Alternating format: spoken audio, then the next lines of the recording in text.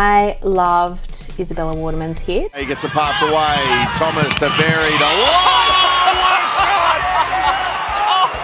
It's a tribute to all the dairy farmers out there, up the milk, all of that. Shout out to the dairy farmers. Well, I think from talking to the RLPA, they've confirmed they've not received a whole of game strategy for the women's game, which I think is and should be at the top of the priority list. Welcome to the very first episode of Code Sports Show and Go, a quick-fire podcast dedicated to women's rugby league. Yes, each week we are going to sit here, we're going to debate, celebrate and run it straight on all the hot topics and headlines in the NRLW. I'm Lara Pitt from Fox League. I've been a rugby league nut my whole life and a broadcaster at Fox League for way too long, but I'm also super passionate about seeing the women's game get the recognition and the conversation it deserves. So to help me do it, to kick off the show, I'm joined by headline maker, maybe a bit of a troublemaker too, from the Daily Telegraph and Code Sports, Pam Whaley. Thank you so much. Hi, Lara. So good to see you. And of course we have our player voice from a legend of women's rugby league, a trailblazer, a premiership winner, a World Cup winner, Corban Baxter. Hey, Lars. So good to see you. You look like you've had a big game yesterday for the fans at home. How's the face feeling? Because you got knocked out. Well, you got to play on, but you got hit in the head. Yeah, I had a bit of a head knock towards the back end of the game, so excuse my swollen, look like I've been stung by a bee face. But I'm all good. Just, passed my HIA, so all good, all clear. I was just really stoked to get through it, injury-free otherwise. So huge win for the Premiers. We're going to talk about that in a minute, Pam, but tell us what your big moment of the round was that you most enjoyed. I loved Isabella Waterman's hit on Bobby Law. Gets the pass away. Thomas to Berry.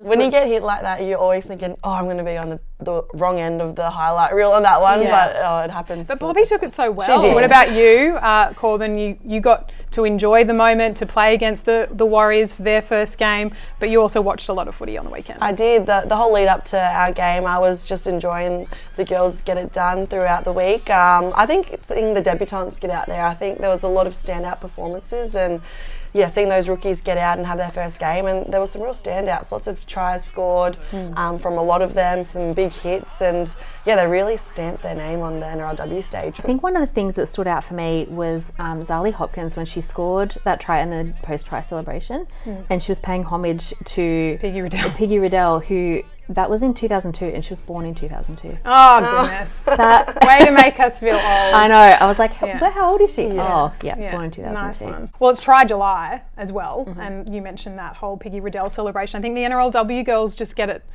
That's where they're outdoing the boys on this. The thought that they've obviously put into it. And I think any try celebration that gets picked up by the Daily Mail is obviously taking our game also to new heights, and that's what happened when Sophie Holliman scored her try, and it was a milking a cow celebration. I don't even know how to like. What do you think about that? I just think it's fun and a bit silly, and I don't think the commentators knew what to do with it, so it kind of made it more joyful to watch. I don't think anyone knew what to do with it, but I loved it. As a tribute to all the dairy farmers out there, up the milk, all of that. Shout out to the dairy farmers. But let's start with your Roosters, Corban, and an incredible win over the Warriors, but welcome back to you to rugby league, because I was sort of watching you go through this recovery. You're hobbling into Fox League last season, and then obviously this whole year's been, I'm sure, a journey. Can you just give us insight into how that felt to be back out there? Yeah, it was the best feeling being back out there. I've worked really hard to get back with the girls and to be able to play footy again. It's sort of been a bit of a roller coaster ride, but I had a clean out week one of pre-season, which was an ideal timing, so I wasn't sure what it was going to look like, what round I was going to be back, or how my return would look. So to be able to have the opportunity to play round one, and John Strange having that faith in me to slot back in was meant a lot to me. Really, really happy, and the girls had a really big game. We knew that the Warriors were going to well, actually, we didn't know much about the Warriors, to be honest. They had such a new look side with a bit of experience sprinkled in there. So for us, the prep was about us and making sure that we stuck to our systems and showed up and didn't have any complacency. But yeah, we knew that they were going to be strong, athletic, very skillful. Maybe just that experience wasn't going to be there. The big concern for you guys is injuries at the moment. I know that was a huge win and that's so positive for you, but you have already no Taryn Aiken. Yep. And then can you just give us some updates on poor Jayme Fressard? That just looks so horrible. I know, poor thing. She, you could see it on the screen. Her elbow dislocated as soon as she made impact. Trying to just brace it to score a try. She's such a competitor. Even though that had happened, she was still trying to, in the other arm, put the ball down to score the try. But I don't know the specifics, but I think she'll be out for quite a few weeks with that one because it looked quite nasty. Taryn Aiken's the other one now. She's had to have some sort of pre-season injury issue with her shoulder and a bit of surgery as well. He doesn't think she'll be back till round 5 or 6. So you're expecting to be in the halves for that period of time, do you think? I am expecting to. Obviously, if I show up and play well enough. But yeah, she's obviously a massive loss. She's a big part of our team, and I know she's just doing everything she can to get back.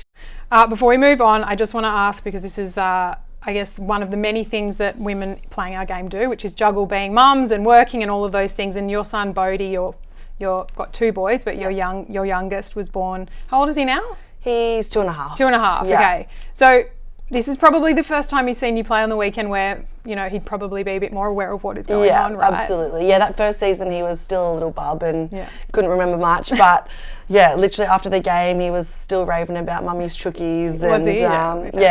My husband was telling me that when I made a tackle, he'd say, "Mummy, shoulders, like use your shoulders." Because that's what we scream at the boys when they play on TV. So it was really cool. So we are underway.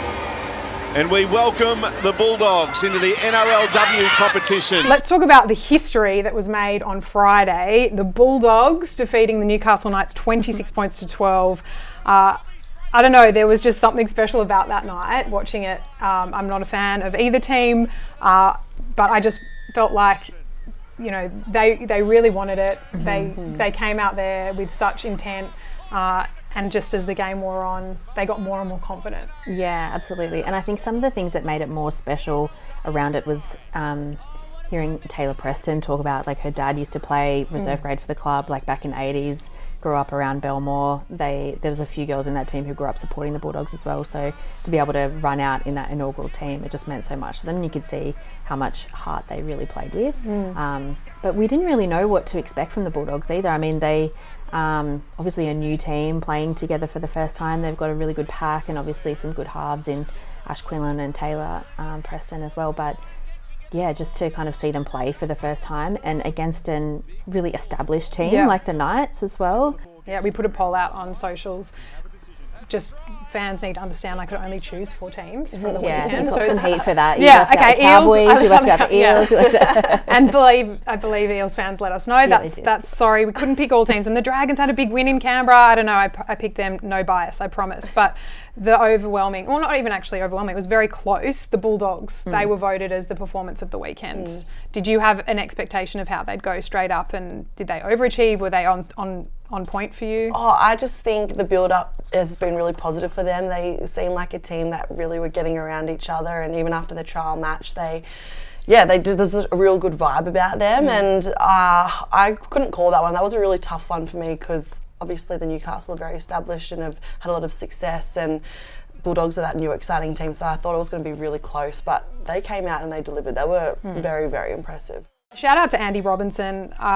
She works with us at Fox League, and we've all seen her come in every week, and she's been working on her rehab, and she's come back from an ACL. In fact, I think it was a couple of years of setbacks for her, so she's been off for 18 months and had worked so hard behind the scenes. Her coach, Braden Williami, was really complimentary of how hard she's worked to get back and to come back, return game. I think it was nearly 200 run metres, 6 tackle busts and a try assist. I think you can probably speak to the mental demons of coming back from a serious injury. Oh, absolutely. And also going to a new club, wanting to be fullback. Yeah. All those things that go with it. Yeah, I'm really proud of Andy. Like we go to the same gym sometimes and have done cross paths when doing rehab, and I've seen the setbacks that she's had to face, and she's well and truly risen above them because, she played unreal. So Newcastle's a bit of a fascinating watch. They were disappointed, understandably, with the opening to the season. They now travel to North Queensland to take on the Cowboys, who had a pretty strong start. And a lot of people are talking about the Cowboys and what they could do this year. Sort of go a bit under the radar because, out of sight, out of mind up in North Queensland, but they were impressive against the Titans, and they'll probably back themselves to go back-to-back at home again against Newcastle. Yeah, and why wouldn't they? I mean, as you said, a little bit out of sight, out of mind. We don't see too much from them, and we don't, hear too much from them really either, but they were great. And Jakaya Whitfield going back to fullback, she's also wanted to play there for a little while, and she had an amazing game too. So I think over 200 running metres, a stack of tackle breaks. Like she really blitzed it. So that's gonna be a really good game. And the Knights, they've since winning the premiership in 2023, I think they've lost. It might be 9-10 players from that team, so it is a big chunk they've had and that's what happens with expansion in the women's game too. There's just so few players and they've got to go somewhere. Probably a really big topic that we can just try and talk a little bit about today, and I'm sure it'll keep coming up throughout the season. The Cowboys game was really the only one this weekend that went head to head with an NRL game, so it didn't have clean air, and fans don't traditionally like that because they have to choose between watching one or the other. Now, this weekend, I believe we've got 3 games that are going to be head-to-head with NRL. So it brings into question the scheduling. It's a huge topic, but from the girls, I guess from the players' point of view, I'm not asking you to solve the problem, Corbs, because it's such a big thing to try and run the NRL and the NRLW at the same time. But I guess for people to understand why it kind of has to be this way at the moment is because the girls are not full-time. And you can't play Monday. You can't always play Thursday or Friday. Yeah, exactly. Girls are still working part-time, full-time jobs, so that weekend game is really our only option. The Thursday and the Friday night games, we get good airtime, but even that means that we've got to take time off work and whatnot to be able to get to our captain run or travel, and it's tough. So I don't know what the answer is, like you said, but that is what we have to deal with at the moment. But I think that's the biggest concern, is that we don't have the solution because we don't really know what the plan is. We're at 12 teams now. Do we have any idea of what the future holds in terms of expansion? Yeah, expansion strategy. Like at the moment, we kind of have to accept this is where we're at. Yeah. But I think publicly there just hasn't been confirmation of really anything. I mean, last week I think Andrew Abdo was saying that it's not kind of set in stone that 12 teams is capped until the end of 2027. So I think that's written in the CBA that would be 12 teams max until the end of the CBA, but that he kind of flagged that could be renegotiated too. So it's just all up in the air a little bit. Their long-term plan obviously is to have every NRL team to have an NRLW team, but at the moment, while there's no the broadcast strategy around the NRLW is just doesn't really exist, which is the frustrating thing. And as we know, the NRLW is not a finished product yet. We don't know what it's going to look like once the players do go professional within the next couple of years, and hopefully we do get some kind of a strategy around that. But at the moment, it's kind of holding the game back a little bit. Yeah. Well, I think from talking to the RLPA, they've confirmed they've not received a whole of game strategy for the women's game, which I think is and should be at the top of the priority list. You've got this wonderful product. We all agree that it's going great guns. The girls are doing their part. The teams are playing, and at the moment we think that 12 teams is going to be fine. We're not going to be stretched. But the feedback that you get when you speak to the stakeholders in the game is that there are things that could be done to manage the growth even better by having even bigger squad lists. At the moment, I think it's 24 plus. Is it 6 development? I think it's 4 development. 4. Okay. So grow the squad lists in the 12 teams at the moment to then safeguard yourself for the future for expansion. Yeah, for sure. And we've already seen in round 1 with a few injuries, that's something that we could do to make it, to be ready for if we do add more. Yeah, absolutely. Because ultimately, I mean, I'm not asking you to speak for all the players, Corban, but 12 teams, is that where we should be for a number of years? Are you happy to keep adding teams? Like, what's the feeling? I'm happy with 12 teams for now. I think we've sort of went slow in the first few years. We've sort of broadened it out over the last couple, and we've gotten to a really good point.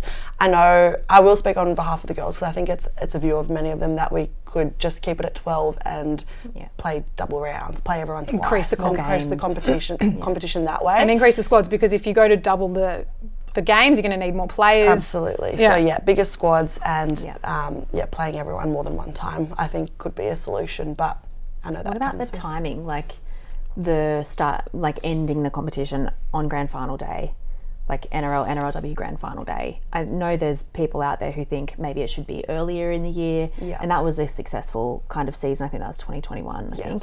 But that's when we only had like 6 weeks or something. Yeah, and it was that's due to it. COVID, and it was actually great. Like, is that a salute? Like, is that another option? Starting it earlier, or finishing later, or I don't know. I mean, the AFLW's tried to run it. Yeah. At a completely different time. I don't know that it's worked. I'm not sure that it has. I think that I like the whole idea of them running concurrently. I do think that you could run it, started earlier, and then grand finals a little bit earlier, and then have Origin perhaps after it. Yeah. Because at the moment you've got Origin before. Yeah.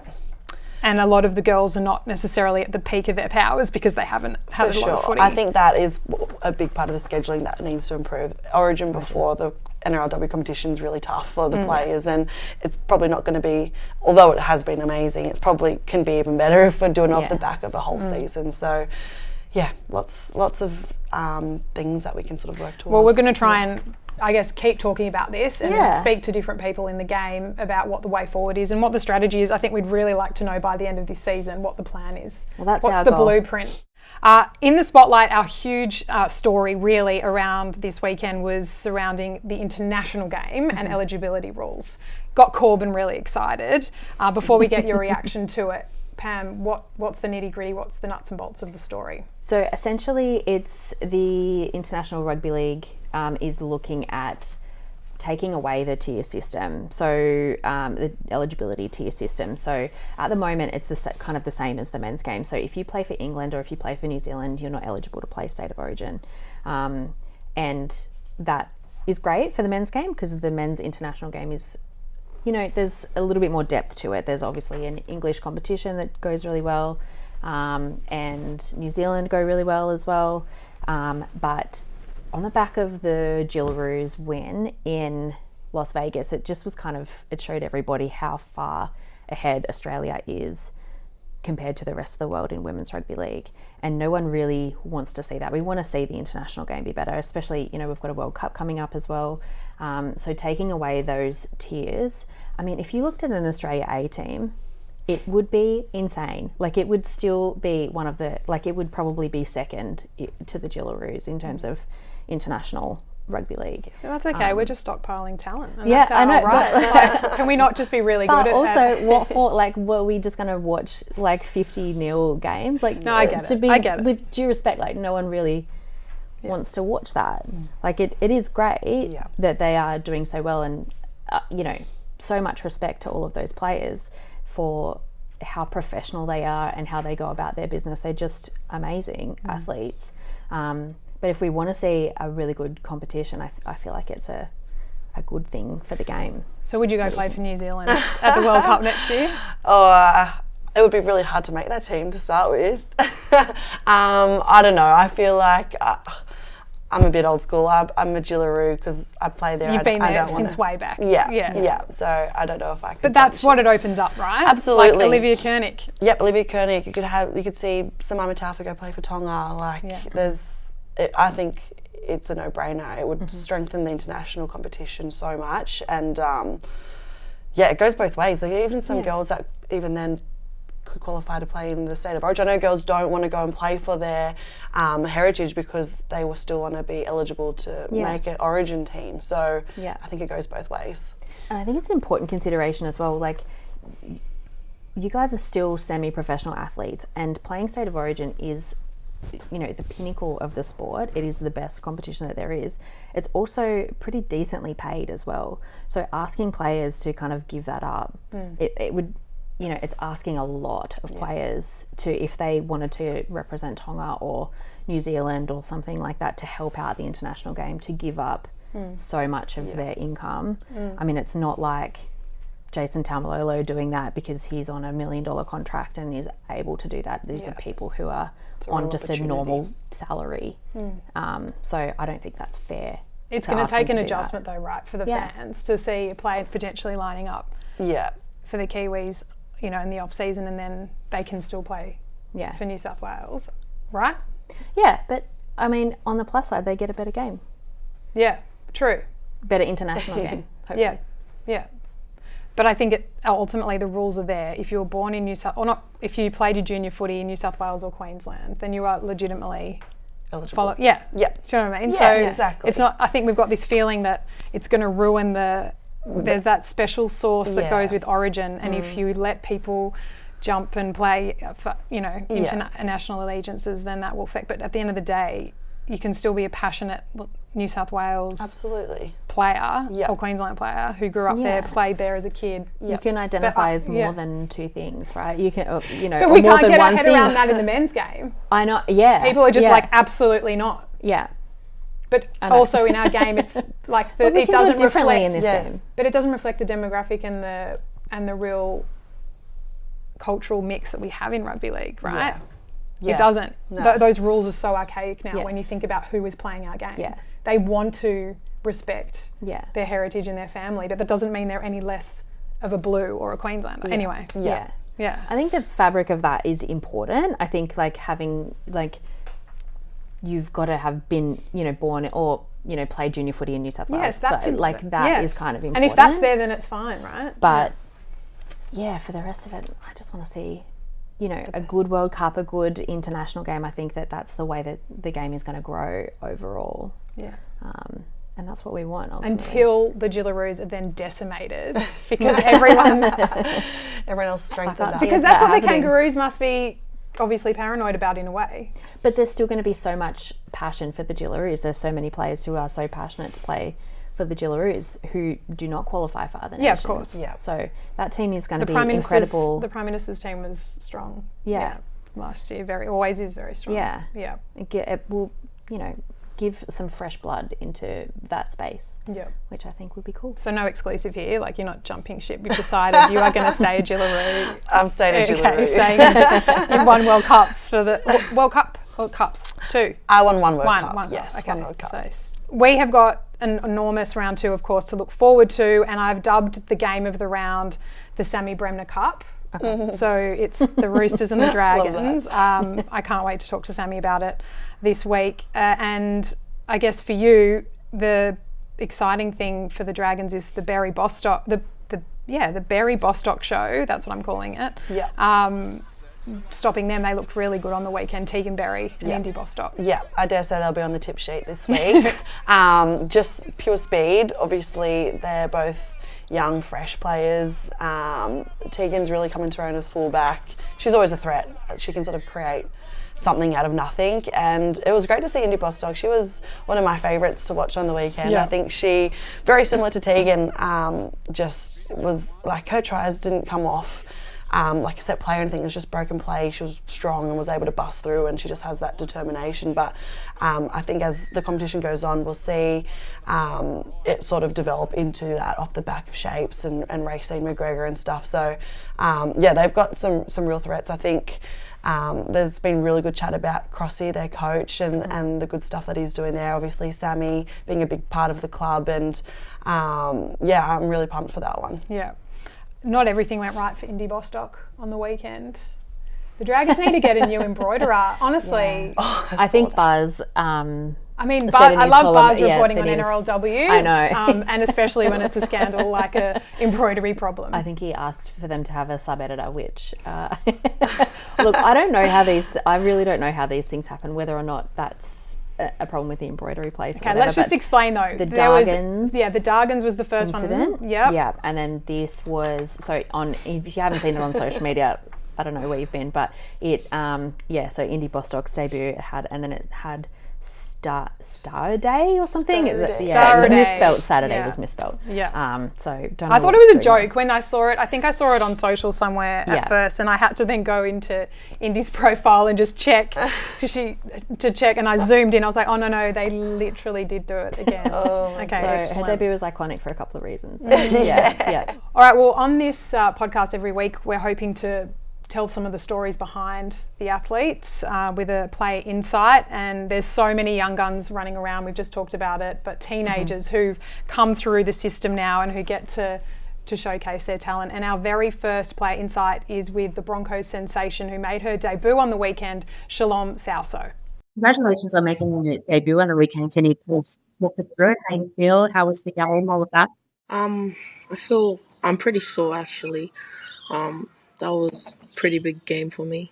But the game was good. The girls were really good to me in the game, getting around me and helping me learn new things. So, yeah, it was pretty good. Saw on the coverage that you had a lot of family there as well. They were saying that 70 people or something were there just for you. That was a proud moment for me because my journey, only those people know how it went and how I did it.